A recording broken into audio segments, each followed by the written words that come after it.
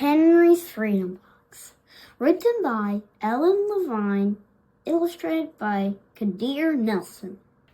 Henry Box Brown was one of the Underground Railroad's most famous runaway slaves, and he had the most genius idea. Henry Brown wasn't sure how old he was. Henry was a slave, and slaves weren't allowed to know their birthdays. Henry and his brothers and sisters worked in the big house where the master lived. Henry's master had been good to Henry and his family. But Henry's mother knew things could change. Do you see those leaves blowing in the wind? They are torn from the trees like slave children are torn from their families. One morning, the master called for Henry and his mother. They climbed the wide staircase. The master lay in his bed with only his head above the quilt. He was very ill and begged them to come closer. Some slaves were freed by their owners. Henry's heart beat fast. Maybe the master would set him free. But the master said, "You are a good worker, Henry. I am giving you to my son.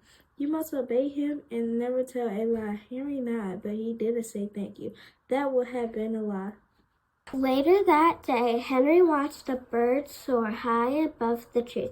"Free bird, happy bird," Henry thought. Henry said goodbye to his family. He looked across the field. The leaves swirled in the wind. Henry worked in his new master's factory. He was good at his job. "Do not tear that tobacco leaf," the boss yelled at the new boy. He poked the boy with a stick.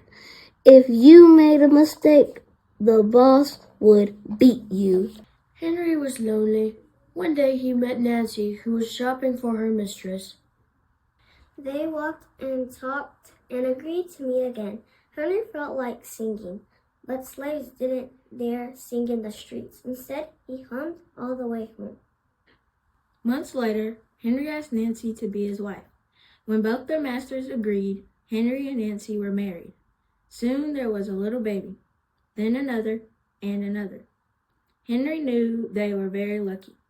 They lived together even though they had different masters. But Nancy was worried. Her master had lost a great deal of money. "I'm afraid he will sell our children," she said. Henry sat very still.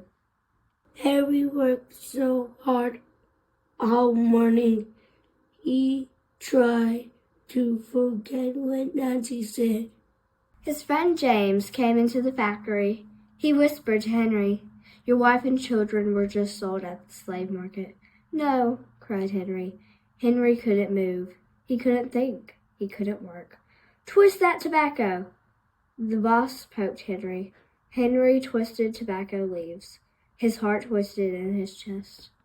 At lunchtime, Henry started to rush to the center of town. A large group of slaves were tied together. The owner shouted at them. Henry looked for his family.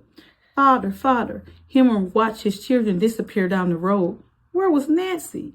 He saw her the same moment she saw him. When he wiped away his tears, Nancy too was gone. Henry no longer sang. He couldn't hum. He went to work, and at night he ate supper and went to bed. Henry tried to think of happy times, but all he could see were the carts carried away. Everyone he loved. Henry knew he would never see his family again. Many weeks passed. One morning, Henry heard singing. A little bird flew out the window into the open sky, and Henry thought about being free. But how? As he lifted a crate, he knew the answer. He asked James and Dr. Smith to help him. Dr. Smith was a white man who thought slavery was wrong. They met early the next day at an empty warehouse. Henry arrived with the box. "I will mail myself to a place where there are no slaves," he said. James stared at the box, then at Henry. "What if you cough and someone hears you?" "I will cover my mouth in hopes," Henry said. Dr. Smith wrote on the box to William H. Johnson, Arch Street, Philadelphia, Pennsylvania. Henry would be delivered to friends in Philadelphia. Then he printed on the crate in big letters, "This side up with care." Henry needed an excuse to stay home, or the work boss would think he had run off. James pointed to Henry's sore finger, but Henry knew it wasn't bad enough. He opened a bottle of oil of vitriol. "No!" cried James. Henry poured it on his hand. It burnt his skin to the bone. Now the boss would have to let him stay home. Dr. Smith bandaged Henry's hand. They arranged to meet the next morning at 4 o'clock. The sun was not up yet when Henry climbed into the box. "Ready," he said. James nailed down the lid. Dr. Smith and James drove to the station. The railway clerk tipped the box over and nailed a paper to the bottom. Dr. Smith begged the clerks to be careful, but they didn't listen. They threw the box into the baggage car. Hours passed. Henry was lifted up and thrown again, upside down. He heard the waves splashing. This must be the steamboat headed for Washington, D.C. The ship rode smoothly, but Henry was still upside down. Blood rushed to his head. His face got hot. His eyes ached. He thought his head would burst, but he was afraid to move. Someone might hear him. "I am tired of standing," someone said. "Why don't we move that box and sit on it?" said another. Henry held his breath. Could they be talking about his box? Henry was pushed. The box scraped the deck. Now he was on his right side, now on his left. And suddenly, right side up. "What do you think is in here?" said the first man. "Mail, I guess," said the other.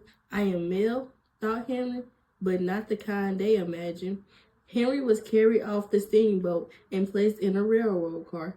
This time, head up, he fell asleep to the rattling sound of the train wheels. He awoke to loud knocking. "Henry, are you all right in there?" "All right," he answered. The cover was pried open. Henry stretched and stood up. 4 men smiled at him. "Welcome to Philadelphia." At last, Henry had a birthday, March 30th, 1849, his first day of freedom. And from that day on, he also had a middle name. Everyone called him Henry Box Brown.